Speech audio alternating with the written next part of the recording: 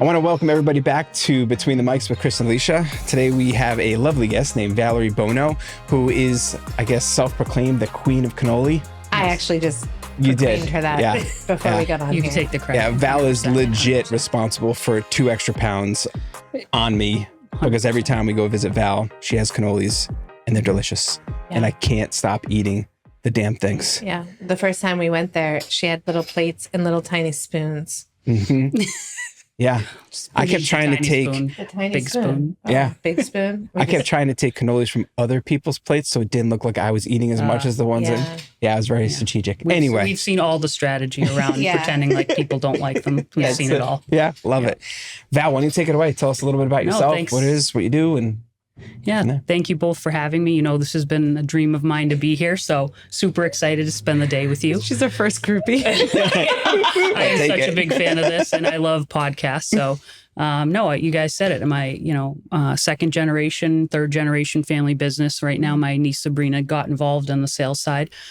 So we're officially third generation, 56 years old. We supply cannoli shells and filling to customers all over the country in Canada, both on the retail and food service side. So if you're eating a cannoli, normally, chances are golden cannolis behind it, which we're really proud of. That's crazy. Yeah, it's insane. My dad started the company with his cousin Angelo back in 1970, starting to supply the North End, with a dozen here, a dozen there, and then it just sort of blew up from there. And we've stayed true to our roots as far as our ingredients, our hand rolling, our hand packing. We're very hands-on. So we have hundreds of employees that are hand rolling in a factory in Chelsea. And we take great pride in what we do. And we really haven't changed anything other than making a ton more. We got to do a tour last year. And you let us go on the line, and it looks so easy to roll a cannoli. And your team is whipping through it. Right. So I don't know how many cannolis they roll in a minute. Well, we're making over 100,000 a day on each line. So I could do the math for you while you guys are chatting. Yeah. So if you get a deformed one, it's because I rolled it that day on the line. I could have swore they redid it. They probably did. Yeah, But they had to throw that back. Yeah, they were like... Yeah, great job. But it's actually super hard to do it. And they did it. It's a true art form, but it's happening so fast.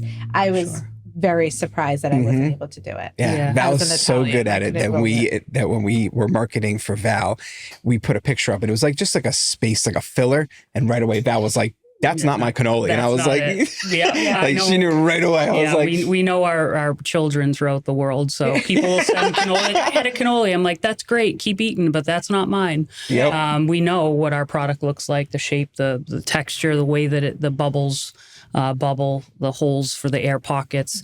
I know my children all over the country, all over the world, hopefully someday soon. So, but back to your point of the rolling of the cannoli, it is the hardest job in the facility. We rotate a lot of people through that. It takes 5-6 months to really learn.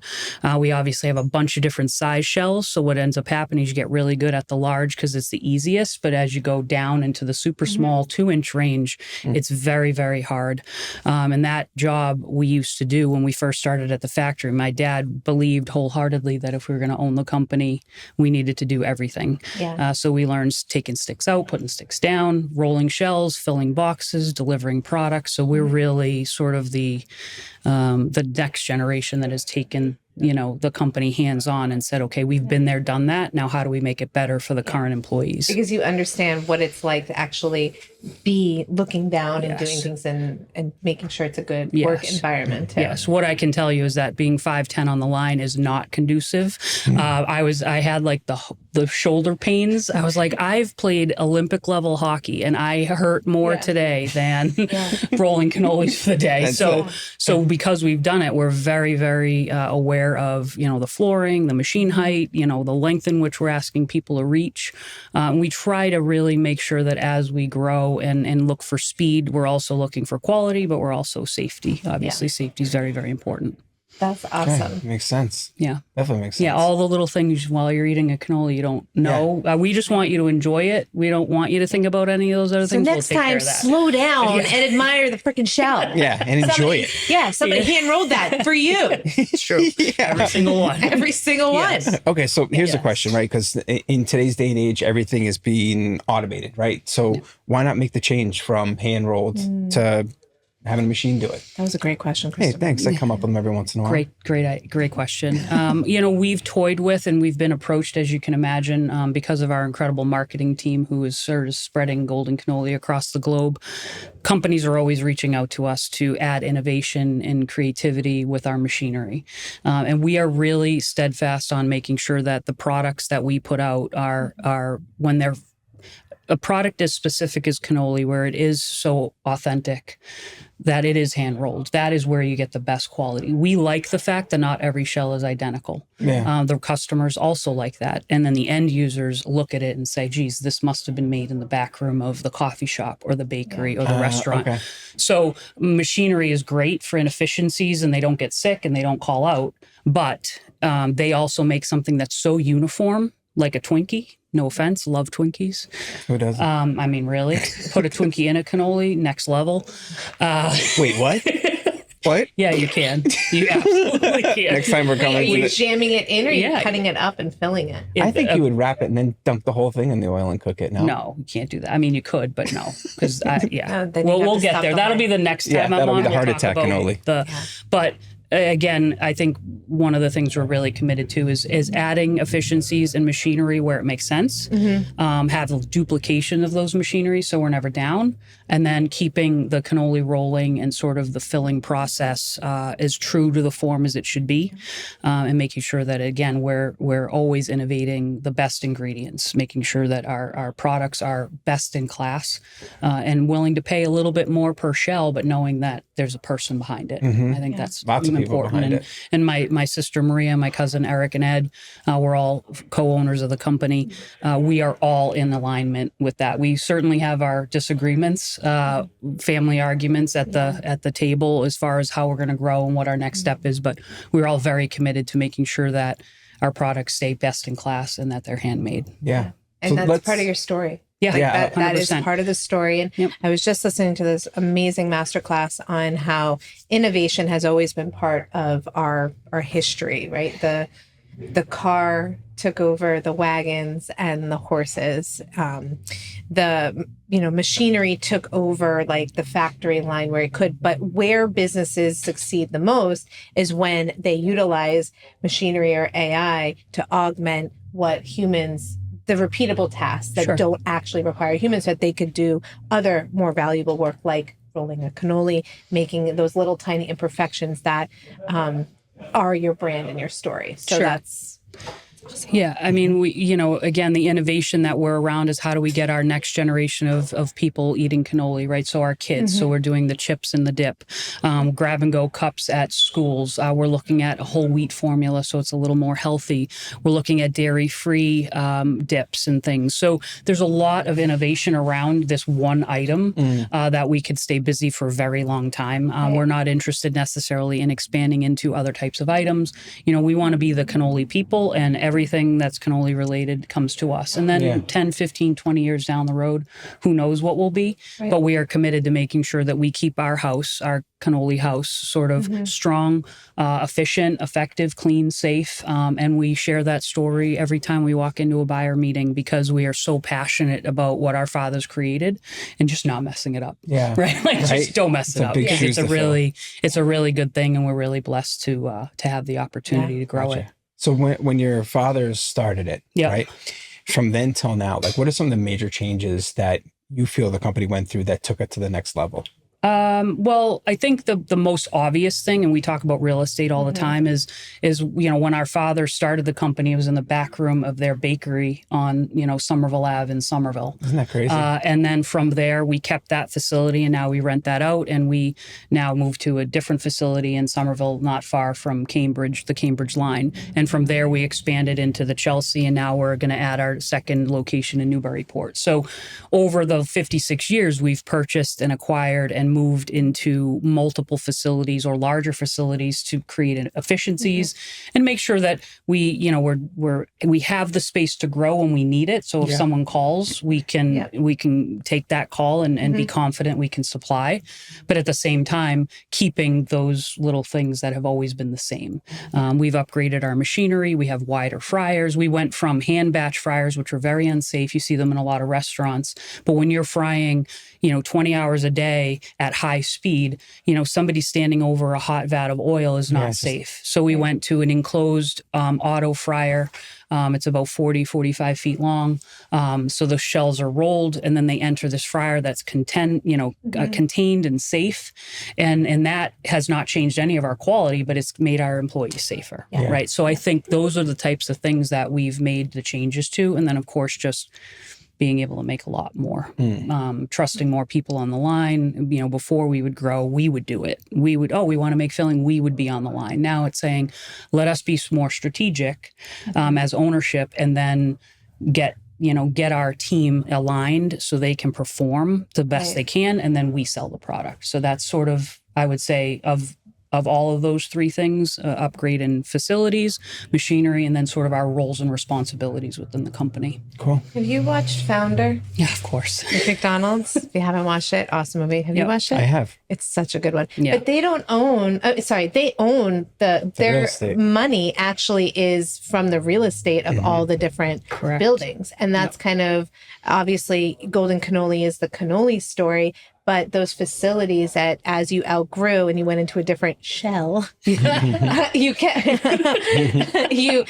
held on to that, and you now rent it. So now you have acquired this real estate portfolio as well. That's almost separate from it, which is huge. Assets, baby. Yep, it all is. Day long. It's, our dad, drilled into our head. Listen, if buy it, try it. If it doesn't work, sell it. It's just, he had this, and my sister and I, and my two cousins as well, we sit around and talk and just have this feeling of like, things are going to go. Like, we're going to work. We work hard. We're dedicated to the company. We're good people. Sometimes we're a little too nice, but that's a different, a different podcast.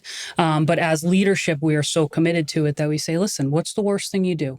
Yep. And again, we call that a first world problem. We're so blessed to be in this position, but we buy it, we try it. If it doesn't work, we change and we pivot, and we try to make good decisions. And I think over the last 56 years, we've made some pretty good ones. Yeah. We're not exactly where we want to be just yet, but we are getting there, and we are starting to be better at celebrating our little wins, and being really present in the moment and trying to celebrate what we've done, and not just always looking forward. Right. Do you think you'll ever get to the point where you're happy? No. I agree. I wholeheartedly agree. Because me and Alicia, we talk this all the time. Like, we could just be like, okay, cool, let's just ride along. Right. But it's never, I don't say it's not enough, but it's not challenging. Well, there's so much opportunity out there. I mean, every day you wake up, you learn something. Right. Yeah. And it's how can that impact my business, or how can we make that happen at our factory? Or, oh, gee, I never really thought of that. How about we try this? And if you're not doing that, if you're not waking up dreaming of ideas and things, then what is there? Yeah. I mean, some people don't, and that's okay, but that's not me. Yeah. And that's certainly not my family business. And I'm excited that we're all in alignment of that. Sometimes we come in with the craziest dreams that we had, and I'm like, write that down, because you don't know, that could be real someday. It sounds crazy today, but in 2 years you never know. Well, the purpose, like having a purpose, is like what drives you forward. Having a dream, having that fire, having, I'm going to say, curiosity. Yep. And like when I tell my kids, I'm like, just keep being curious. Like, that idea may not go anywhere, but like the curiosity that you have, that the questioning of like, what if I did this? Right. That's all like how entrepreneurs think. That's how I think of, just like, I don't know if it's going to work. Like, we've never done this before. Right. But if I don't try, I know I'm going to be really regretting that. Right. So like, it always seems to work out in the end. Like, that's the one thing I've kind of noticed as I've gotten older, is that you have these ups and downs, right?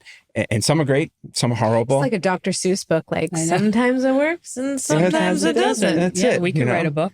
But I think it's one of those things where if you can kind of weather the storms of the ups and downs, like, eventually it'll all work out. It's got to, right? One way or another, like, something's going to happen. And this is where, you guys know I coach. I'm a career ice hockey coach, and I played at the college level. And at coaching, I look at it a lot like running a business, where you have a team around you and you have to be aligned, and there has to be a plan, and everybody goes out and performs. But the one thing I would say over and over in my hockey locker room is, you're right, ups and downs and things are good and bad, and you go through your challenges, but you have to trust the process. You have to. Because if you don't, and that means you have to trust the process if it's not great either. Agreed. And there is something next. There's always something next. And it's like when you put an offer in on a house and you don't get it and you're heartbroken because you've moved into this house. It's like, no. There's another one there for you. You just have to wait and be patient and trust the process. I think that's the biggest thing is patience. Trust the process, Chris. Yeah, Chris bought a house that's a money pit and he's stressing out. Nightmare. But Nightmare. like you said, it's one of those things you got to trust the process. You got to work through it. And it sucks when you're in it. Yeah. But you remember every time someone says like, oh, it didn't pan out quite the way I thought. Well, you know what? How many success stories were better than? Thank God it didn't pan out the way you thought, because it's even better. So it can go both ways. And I think I'm 26 years into this career. I only have worked at Golden Cannoli and obviously my hockey coaching career, but I know a lot about the ups and downs and according to our business. And if I gave up 20 years ago because we got a complaint or there was an issue with production, we wouldn't be where we are today. It doesn't mean that those don't hurt any less. It's just listen, learn, implement, and grow. And those are some of the best lessons. 100%. Like I can't tell you, you mentioned the house. I can't tell you how many lessons I've learned, and they're great lessons because they're very expensive. And when you make those very expensive lessons, you know what you don't do? You don't make them again. You don't make them again. So like 100%. Sometimes it's not only just looking at like what's in front of you about whether or not it's going right or wrong, but it's like it's how it trains you. For the upcoming things 100%. And whatnot. And I think as you get bigger and you get wider, whether it's about wider reach with more customers or more employees or whatever it is, the mistakes that can be made are amplified. And so you have to pay very close attention. And it's not just a game of Monopoly now, it is life. And I don't want to say death because there's certainly things out there that are much more important and serious than cannoli. But we employ over 100 employees. We take care of their families, their kids. They all have lives. They all have lives that rely on Golden Cannoli to make good, sound decisions. And if we don't take that seriously because we think it's just fun and games and we're all set, no. We have to make sure that they're all set first. And while we don't sit down and cognitively talk about that, we all are very, very aware. Our fathers taught us very well that you take care of the people that work for you. And it's not about making everybody happy. It's about setting a stage where they're safe, they're respected, they're celebrated. And we try to do our best every day while getting the job done, but knowing that that's the number one responsibility. Yeah, absolutely. Can we go back into the family business part? So as brother and sister, the arguments could be epic. And as they should be. That's really where movement is made. It really, you've got to step up the, if computers aren't being thrown, it's not really a fight. And so I wonder how companies that aren't family owned or like joint actually get anything done because they're like trying to hold back what they really want to say. And there's actually no filter, good, bad, indifferent on that. There's no filter. And sometimes we'll get off a phone call and my husband will be like, oh my God, if I talk in the real world, that would never talk that way in work, I would have a lawyer calling me, HR calling me, someone would get fired. And I was like, but like in an hour we'll be fine. But right now, like I'm going to block his number. Right. Right. And I think it's one of the benefits of being in a family is like, because you can have those blunt conversations that you literally, I'm not gonna lie, sometimes I want to smother Alicia with a pillow. It happens. You call me. I am there. What about me? I got you. Don't worry. Wine bottle. All right. No. You have. So I only have just like Chris to worry about from a family, but you have your sister. Yeah. We also have a middle sister, so I understand that dynamic too. Okay. So you have a sister, and then you have two cousins. So it's like two families come together. Yep. So four of you. Yep. It can be challenging. I mean, it's challenging in and of itself because, again, we all grew up very differently, but we all grew up with cannoli as the core of our family. So we all understand what our fathers did every morning, waking up at 3 a.m. and the truck not starting and, him going to work all day and then working all night and, missing games. But we all grew up with that sort of reality. And coming into the business, what was interesting at that next stage from the next generation coming in is we all have very, very different skill sets. Like, surprise, I hate money. but I'm in sales. I don't like money. I don't like balancing checkbooks. I don't like finding the missing pennies. My sister is like the epic CFO of the world. She makes sure that everything is running like clockwork, and from obviously the facilities, also as a business, and then our personal finances. Like, she just gets it, and she just gets it, and I don't. Eric is unbelievable in operations with Ed in engineering, right? So they know how every machine works, every breaker that trips, everything that we need to get done. If I have an idea, they already can think through, can this or can this be done? Me, on the sales side, I love talking to people. I love going out and telling our family story. In marketing, I love the design aspect and branding and all that type of stuff. So where we are moving towards is everybody respecting each other's skill set and saying, listen, that's not my lane, but that's in alignment with our family goals and strategy. And we're going to trust that you're going to implement this like a champ. Right. And if we do that, the fights, there are no fights. The fights happened earlier when we were trying to be maybe something we weren't. When we were trying to be more executive, but we were still on the line. And it was like, well, who's going to roll the shells today? And it's like, well, I did it yesterday. Why the hell am I doing it again? And it's like, that stuff was so silly, but it got us to where we are. Yeah. And so while we, sometimes we still have the eye roll and the, what are you doing? What were you thinking? But it's like that in any business. Yeah. It just happens to be that I know it every day. I love my family. Yeah. And we could have the disagreements, but to your point, in an hour, we got business to do. Like, this is not this is a big business. We have a lot of responsibilities. Yeah. We don't have time for that. I think the hardest part, not just Chris and I, when we like argue, because we'll get over it. We had our whole life getting over arguments, is that like we both vent to our spouses. Okay. And then they have to get on the same board as us of like, it's over. Right. So like, we got to, because we're going to see them in an hour at Thanksgiving. See them in an hour at Thanksgiving. And so everything I just said to you, like, it actually doesn't even matter anymore. Right. And like, we're just going to move on with it. But I do think my sister's 9 years older than I am. So while we grew up in the same house under the same family, like parents, she's a lot older than me. So she went through things at a different pace. Yeah. I went through things a lot later.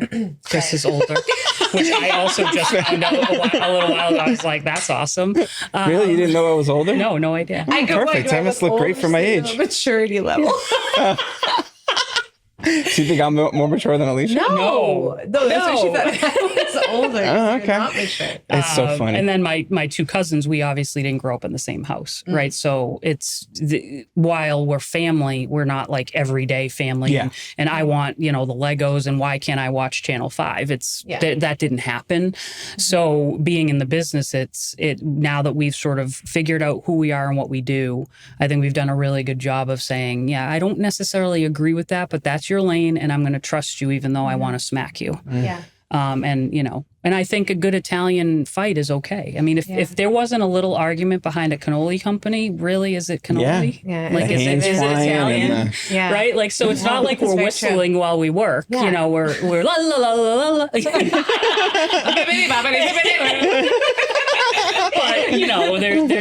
they're much more strategic discussions, and we leave the room high-fiving each other because we're making good progress. Do you always have cannolis during the board meetings?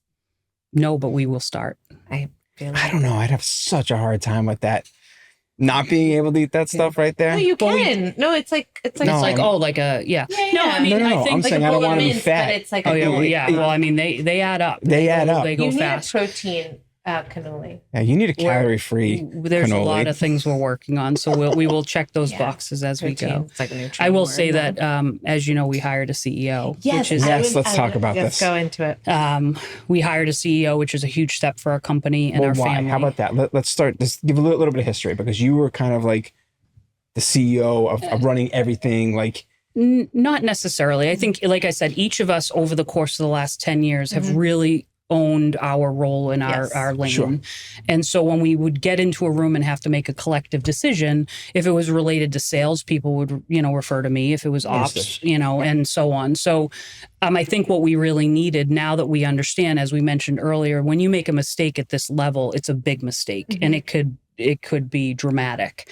And not that we made a decision based on drama. It was more of like, we have something really good here, and we need someone who's been there, done that, can understand what it means to run a family business and work with family members who are engaged and excited about what we have to, the opportunities that are coming. And then how do we sort of corral everybody and lead everybody down the strategic path? And we all came to that conclusion a while ago, but it was, well, how do you do that? Like, no one teaches you how to how to really run a cannoli factory. It's not like my dad handed me a book and was like, these are the magic things. It's, you learn as you go. And so we started to just talk to people that we trusted in the industry, asking a lot of questions, being curious about how does one do this? And then just trust the process. And we met some great people, some great advisors, introduced us to a few different candidates, and one just rose to the top.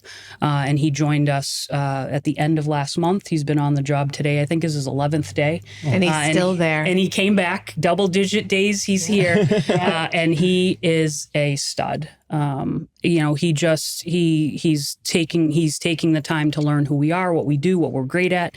He's focusing on cleaning the house and making sure that everything is running efficiently, effectively as it can, while creating a forecast and strategy to move forward. So like the visionary of taking all of your 4 disciplines, if you will, boiling them up to the top and saying, okay, how are we going to pull them together and get us to that next level? Right. And I think we, on one of our other podcasts that we were having, it was, when you're ready to level up, you can't do it alone. Right. You have to pull in the right people. You have to pull in the right team, community, and surround yourselves with experience. To get to that. Yeah, with the experience. And I think one of the things that some people may struggle with is like, well, if I don't do it myself, or I have to ask for help, you feel your little pride is knocked. Or listen, things are like, the world is moving. I mean, what was real today is certainly not real tomorrow in every aspect, right? And so if you're not going to do it, someone else is. And while we're not always watching our competitors, we are watching the dessert industry and the movement and the costs associated with it, and the strategy around why are certain retailers making certain decisions that they are, and how are we a part of that plan? And you forecast that out 5 years. We either are or are not on that shelf. And those decisions happen by asking people for help. And if you don't ask for help, you're going to fall behind. And so I would always encourage anybody in a position of leadership or ownership of a business. It doesn't matter the size, because every decision is the same. It just impacts things differently.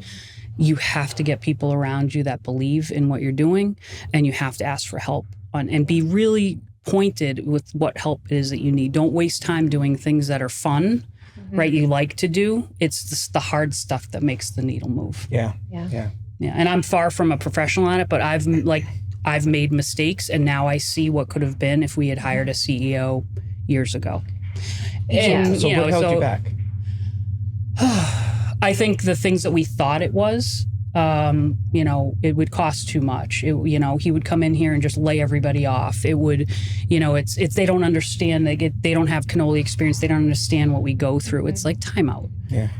Like you can find the right person to hold the right role at the right time for your business. And whether you're selling cannoli or window shades, you're running a business. It's not personal. We are a profitable business, and we need to make good decisions to protect the past and the foundations our fathers gave us. And then, where is this going to be in 50 years? Are we going to be proud sitting in our rocking chairs looking at the Golden Cannoli brand and saying, wow, we were part of that? Right. And so his name's Chet Baker, phenomenal guy with great experience. He sees our passion for our company, and he is pointing us in the right direction. And together we're going to do great things. And I would encourage anyone to, rather than delay, I would say just meet with people, ask people, talk to people, because you just never know. You might find the diamond in the rough that's going to help you get where you want to go. And if it's the right person, you'll know it. And you figure out how to make it work.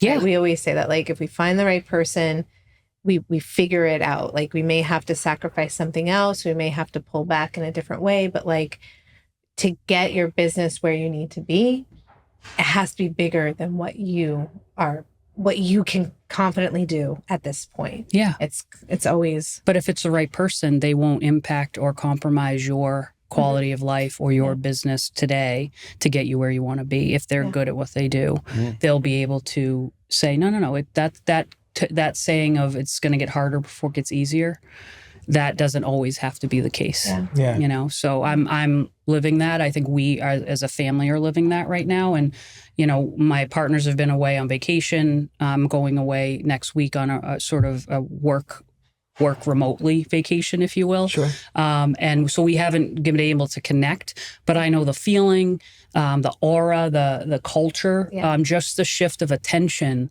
is great. And I think it's worth the investment for sure. You infuse some new energy into the brand. Yes. It's like some new fresh paint on the wall and all of a sudden it's a different room. It is. Yeah. It's amazing. And it's just called CEO. That's it. Well, you know, it's amazing when you get somebody in like that can also bring a different perspective to it too, right? Because you've been doing not the same thing, but you've been pretty consistently keeping the same process throughout 100%. the years and years and years. And I have somebody who hasn't been part of the process. And, you know, I always find it interesting when people say, you know, well, they don't really know the business. They don't really know this piece of it. Right. But I honestly think business is business, right? There's small intricacies in business that, yes, you need to know. But the overall running of a business, checks and balances, all that kind of stuff. Yeah. Like it's people throughput. It's repetitive, you know? Yeah. And I think with him, what the interesting part is, in the last 2 weeks, he's asked hundreds of questions that we may have asked or may not have asked. And the answers aren't always the same. Depends, you know, he may have asked a question regarding, like, why are you doing that flavor profile? And it's a customer's request versus, well, that's really not a flavor trend right now in the marketing world. Like, why would you pick that? And it just gets you thinking. And rather than just thinking to answer, it's really strategically thinking, why are we doing this? Yeah. You know, and that level of question is not, you know, doing it wrong. It's just, tell me why. Help me understand why you're doing it. So fresh eyes is huge. And it's getting us to have more fresh eyes as well. Because the way we used to do it isn't necessarily the right way or the wrong way. And maybe the way we're going to do it is a little bit different, and that's okay. Yeah. But that applies to so many different things, not just in your world, where I was having this conversation with this gentleman, and I had said, we're looking for somebody to kind of help like book appointments, right? Like looking at what's on our to-do list and what can we offload. And, you know, he goes, well, before you hire anybody, let's talk through what you actually need. And his perspective on the person or the software or the approach or the time invested in it was so different than like the other person I had asked. And so being able to know who to tap into and just open up your voice to ask those questions, you learn so much too. And then you, as the owner of that business, can make the decision of what feels right to us, which is like with the CEO. Yeah. I mean, and again, what you or I would have needed a year ago or 10 years ago is different than you need today. Right. And then again, because of AI and all of the innovations around the world, it's like, if you can think it, you can make it, you know, and it's just asking the right questions. Yeah, for sure. So crazy stuff. Good stuff. It's good stuff. I could stay here all day. Yeah. Well, you know, it's one of those things where you're like, you know, when you make the decision to take that step forward, like it's nerve wracking, right? But as you do it, you can kind of get a little more comfortable with it, and you start seeing like, okay, like this is a good choice. You know, let's see how far we can push this kind of thing. So I don't know. I love that for you guys. I remember when you first said you were going to do that, I was like, that's awesome. Like it just helps bring everything together. Well, that was the first day I said it. And it's like when you say it, you have to make it, right? And I said, that came out of my mouth. Like, that's real. Yeah. And we were making that happen. It's reality now, and we're excited about it. Yeah. It's interesting too, because he's not part of the family, right? So he doesn't have that emotion. Right. Which is very good. Which is enough emotion. Yeah. Which I mean, with a lot of passion. Yeah. And he is a great balance. And he also has passion too. He has a lot of passion, especially for our family and the legacy that we've been given from our parents. And I think he is dedicated to making sure that he is part of a success story. Yeah. And I think we're poised to be successful. Yeah. So the hope is that he wants to work hard enough that he wants to become part of the family. Yeah, I think he already claimed to be Eric's brother in one of our meetings, which was interesting. And I was like, all right, so you're not my brother. So you picked a side. And I'm like, that's fine. No. But I was like, that's interesting because you look nothing alike. Yeah.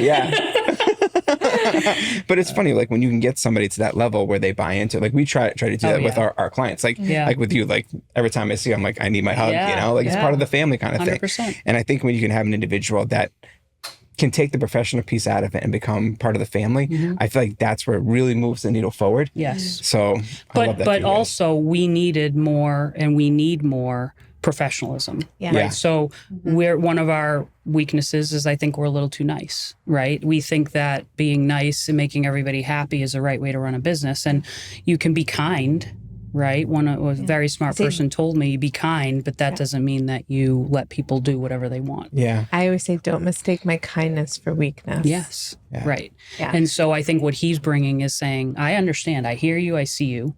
This is all valid, but that is not in alignment with our direction. And we're going to you either need to get on board or you need to step aside and don't block us. And I think that strategy has taught us that doesn't mean we care any less for people or our partners or our vendors or our community, because we're very involved in all of those things. And we've been doing business with the same suppliers for 50 years and in the customers that we're in for 50 years. But what they are looking for us is a high quality product at a reasonable price made by good people, right? And we're doing that. And then, the team behind that has got to fall in line and make sure that we're doing the right things, because this is business, not because it's just family. And so you can balance the both of those things. And I think that's where he's going to shine, is saying, we love you. Give me a hug, but I'm sorry, this isn't the right fit. This is how the business grows. Yeah. So where can people engage with Golden Cannoli? Well, we have a phenomenal marketing team who helps us with our Instagram, our Facebook. We're really big on LinkedIn now. We're getting into the TikToks and all that crazy stuff. TikTok. But website, we're working on a redevelopment of that. And then we have a lot of co-partners throughout that we're really engaging with our suppliers and our customers. So you can find our brand at a lot of local retailers, or local and national retailers across the country. So we're starting to work with their marketing teams to create cannoli awareness. Cannoli, right? Just eat a cannoli. Just choose cannoli. That is all I ask. It even doesn't even have to be a golden cannoli. Just buy a cannoli instead of a brownie. Or love brownies, love cookies, love pies, but I don't know. I would steer them toward you. I go, look, I'm Italian, man. I know my cannolis. And the first time I had yours, I was like, okay, this is good stuff. But you can see how in the industry, people are like, oh, I know the best cannoli. Like, that's ours. Actually, maybe that'd be a better thing. Buy a golden cannoli one and then buy another manufacturer. And test it out and see which one you like better. And I'm going to go out on a limb and say that we're an A+ right there. If I was a gambling, I think ragu, prego, and there was a homemade sauce one, and they had people try it. They also did that with Walmart. When Walmart was rolling out steaks, they did a whole guerrilla marketing campaign, and they served their steaks at a 5-star restaurant, and people didn't know. Right. I would argue that it's because the chef knew how to cook it. But very true. Right. But a lot of our customers will do that. We have a lot of bakeries, like I said, corner bakeries, restaurants, coffee shops, supermarkets that will do that. We make the best cannoli, or the cannoli crawl in the North End and stuff. And I love all of that, because it's just, again, awareness to the product. But we're generally behind all of it. And that's great, but they're selling it as their own, and they should reap the rewards of the awareness of the consumer buying cannoli at their bakery. And we will quietly behind the scenes work all night rolling them by hand. So I think that was one of the coolest things when we first met you. You're like, oh yeah, so-and-so, that's one of our products. And I was like, what? Really? And I said, and then what did I say? I'll kill you. Yeah, don't say who it is. Yeah, I got you. So I shouldn't say it? That's the underground cannoli world. It's amazing. I was like, wow. But again, I don't think, people are like, what do you mean they don't make them by hand? And I said, well, cannoli's a fried product. Bakeries bake. They bake the best of everything, but we fry, and it's a dangerous, hard process, and it's very labor intensive. So let us do what we're really good at.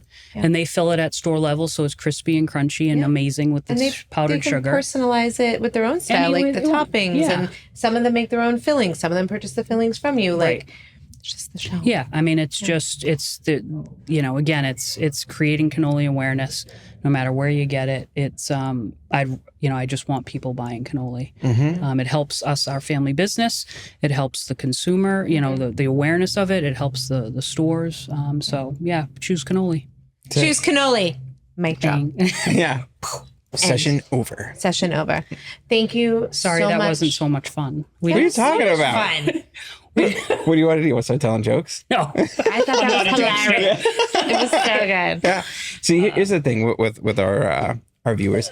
I think a lot of times they're just looking for people that they can relate to, right? Because I mean, not everybody's going to relate to you because maybe they don't have a business, but maybe the next person they will. Right. So like, I always hate when people say it wasn't fun. Like, I think people get through or get out. Yeah. Every all single different things, so. single thing that I've watched that you do, I loved having that. I have grabbed something from everything, and it doesn't mean that I was in. I mean, you've had a variety of different people on here that don't have anything to do with what I do, but they say one thing or they make a comment or they say, it's just you learn. If you listen and you pay attention, you can learn a lot from Stay curious, stay learning. Subscribe to our podcast if you think you would want to have fun behind the mics. Yeah, reach out to us. Yes. We just want to talk to people. Yeah. That's it. But if you sell cannolis, you can't come on the show. She's the only cannoli. Thank you. I was going to say. Yeah. Sorry. Yeah, I'll come back monthly just to check that you guys I are gotta not draw the cheating line on me. somewhere. Yeah. So. Well, thank you everybody for joining us. I hope you guys got a lot away, taking a lot away from Val. Yeah. I know we sure have for all the time we've worked. We learned a lot. But I appreciate your partnership so much. You guys are Absolutely. the best. Thank you. I love it. Just keep the cannolis coming and we'll be there. You got it. No pressure. No pressure. So, all right, guys, thank you for joining us. Oh, I did the guys thing. Sorry.